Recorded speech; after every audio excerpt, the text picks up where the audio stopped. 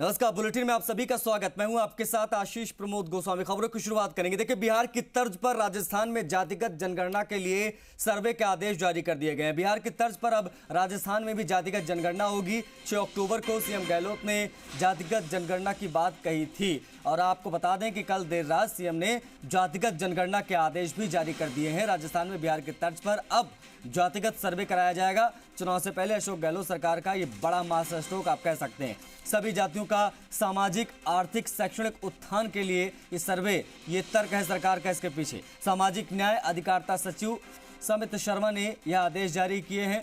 आयोजना आर्थिक सांख्यिकी विभाग नोडल विभाग के रूप में कार्य करेगा। अब राजस्थान में बिहार के तर्ज पर जातिगत सर्वे, चुनाव से पहले अशोक गहलोत सरकार का यह बड़ा मास्टर स्ट्रोक।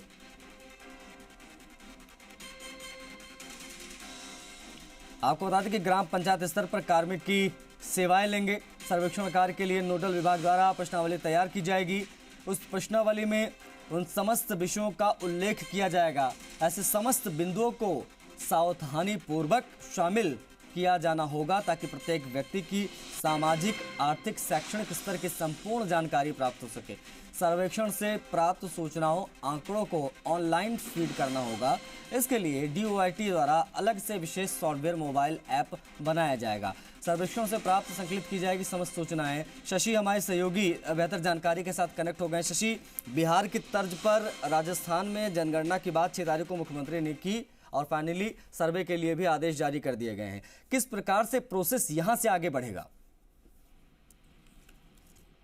सरकार प्रोसेस आगे बढ़ाने के लिए सबसे पहले एक क्वेश्चनएयर तैयार करवाएगी। इस प्रश्नावली में अलग अलग तरीके के सवाल होंगे। मसलन आप कहाँ के मूल निवासी हैं, कब से यहाँ रह रहे हैं, आपकी शैक्षणिक स्थिति क्या है, परिवार में कितने सदस्य हैं, परिवार का मुखिया कौन है। अब परिवार के मुखिया को लेकर कई लोगों में असमंजस की स्थिति ये हो सकती है कि हालांकि कई लोग अपने हेड ऑफ फैमिली में पुरुष मेंबर का नाम बताते हैं, लेकिन जनाधार में महिला मुखिया मेंबर जो है वो परिवार की मुखिया हो गई है। लेकिन इससे दीगर बात यह है कि जाति क्या है आपकी, और जाति के साथ में शैक्षणिक स्थिति की भी जानकारी ली जाएगी और सामाजिक स्थिति की भी जानकारी ली जाएगी।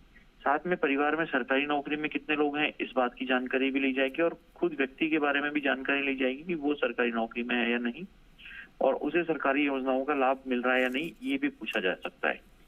तो इस तरीके का एक सर्वे तैयार किया जाएगा जिसमें जैसा हमने दर्शकों को बताया था कि आर्थिक और सांख्यिकी विभाग है वो नोडल होगा। जिले स्तर पर जिला कलेक्टर की जिम्मेदारी होगी इस सर्वे को, इसको पूरा कराने की।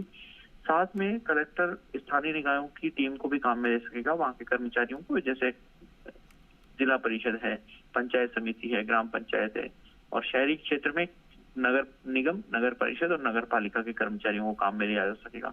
इनकी जिम्मेदारी इसलिए क्योंकि ये लोग डोर टू डोर जानते हैं, परिवारों को जानते हैं। हो सकता है इसमें पटवारियों को और शिक्षकों को भी भविष्य में जोड़ लिया जाए। हालांकि शिक्षक संगठन ऐसे कामों पर ऐतराज जताते रहे, लेकिन सरकार की कोशिश ये होगी कि प्रदेश में जातियों की क्या स्थिति है, अलग अलग जातियों की क्या संख्या है, कितने लोग उनके शिक्षा में है और उनकी जनसंख्या कितनी है और सरकारी नौकरी में उस समाज के या उस वर्ग के कितने लोग मौजूद हैं, इसकी जानकारी जुटाई जा सकेगी इस सर्वे के जरिए।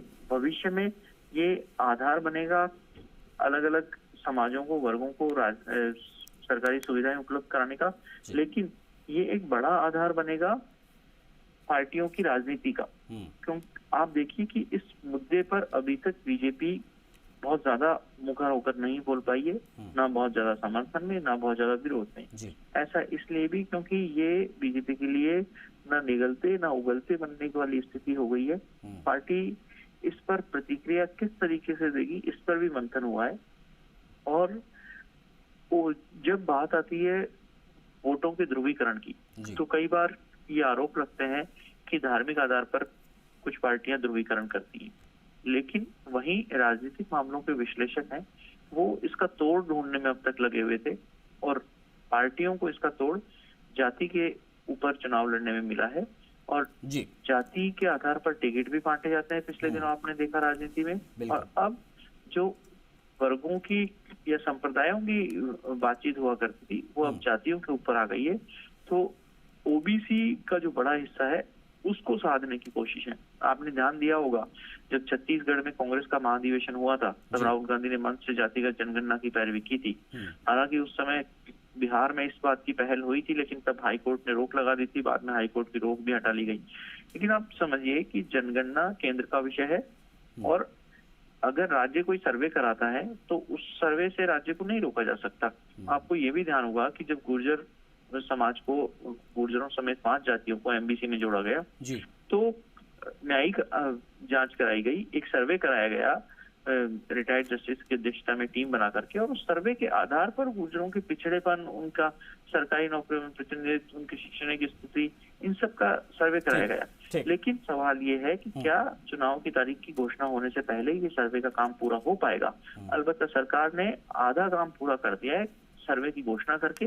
अब जो भी सरकार बने, चाहे कांग्रेस की बने, चाहे बीजेपी बने, चाहे अन्य की बने, उसे सर्वे कराना होगा। जी आशीष, शुक्रिया आपका शशि, तमाम महत्वपूर्ण जानकारियों को साझा करने के लिए। तो जी राजस्थान पर हर खबर सबसे पहले हम आपको बताते हैं, और ये खबर भी हमने सबसे पहले आपको बताई जब ये सर्वे के आदेश जारी हुए।